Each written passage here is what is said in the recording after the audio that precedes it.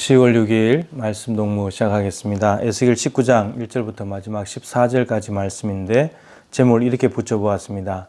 말씀을 떠난 인생은 애가다. 말씀을 떠난 결과는 애가다.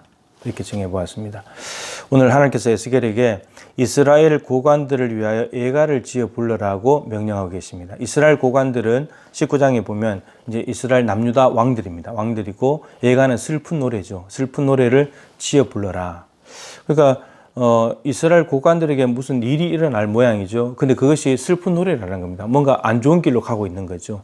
뭔가 이스라엘 남유다 왕들과 그 나라에 뭔가 안 좋은 일이 지금 일어날 것이다 하는 것을 미리 보여주는 것인데, 여기 보면 내 어머니는 무엇이냐? 암사자라. 그러니까 이스라엘 고관들의 어머니가 암사자다. 암사자란 말은 이게 다윗 왕조입니다. 다윗 왕조의 안에 있는 왕들이죠. 이스라엘 왕들.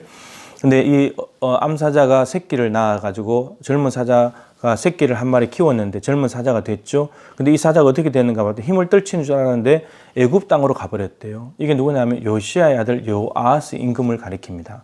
그 다음에 두 번째 비유가 뭐냐면 암사자가 새끼를 잃어버렸으니까, 젊은 사자를 잃어버렸으니까 소망이 끊어질 줄 알았는데 다시 한 마리를 잘 키워가지고 왕으로 삼았습니다.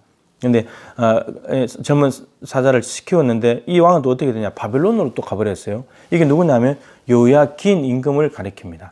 요야긴 임금.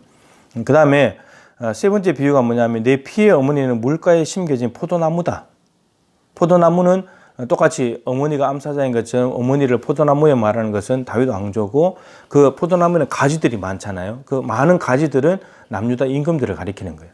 근데 그 임금들 중에서 권세 잡은 자의 규가 될 만한 그런 인물들, 굵은 가지들이 막 일어났었는데, 근데 어떻게 되냐면 이 포도나무가 뿌리째 뽑혀가지고 가문 땅에다가, 메마른 땅에다가 심겨져 버린대요. 그 남유다가 완전히 망해가지고 바벨론으로 포로로 잡혀간다는 거죠. 그래서 마지막 비유가 뭐냐면 많은 가지 중에서 한 가지 중에 불이 나와가지고 열매를 다 삼켜버렸대요. 이게 누구냐면 마지막 왕인 시드기야 임금을 가리킵니다.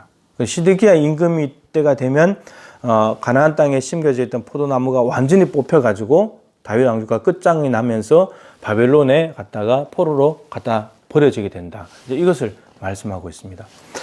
물가에 심겨진 포도나무, 이 포도나무를 생각하면 열매가 많죠. 가지가 많아가지고 열매가 많고 잎사귀가 푸르고 또 그늘도 제공할 수 있고요. 많은 사람들이 기쁨을 주는 거잖아요.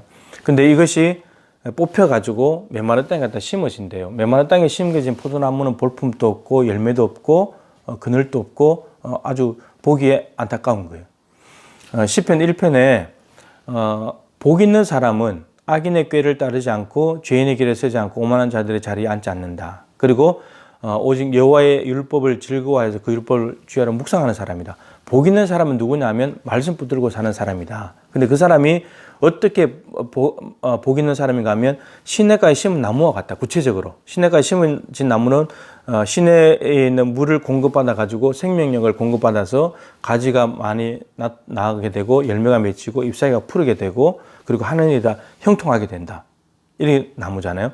근데 그 사람이 바로 의인이다. 이렇게 됩니다. 그러니까 시편 1편의 흐름이 복 있는 사람은 말씀 붙들고 사는 사람인데, 구체적으로 시냇가에 심은 나무 같은 인생이 되는데 그 사람이 하나님께 인정받는 의인이 된다. 이런 말입니다.